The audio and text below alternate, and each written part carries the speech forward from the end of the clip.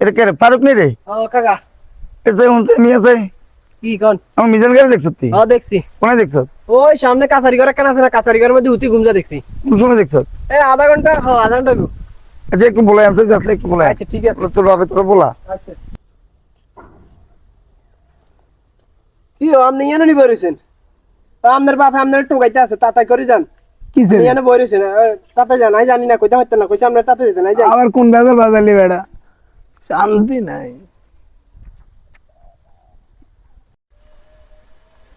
কে বা কেলে বলাইছেন? বলাইছি কিলে এটা বহরে। তুই আজকে আবার সিগারেট খাইছ কেন?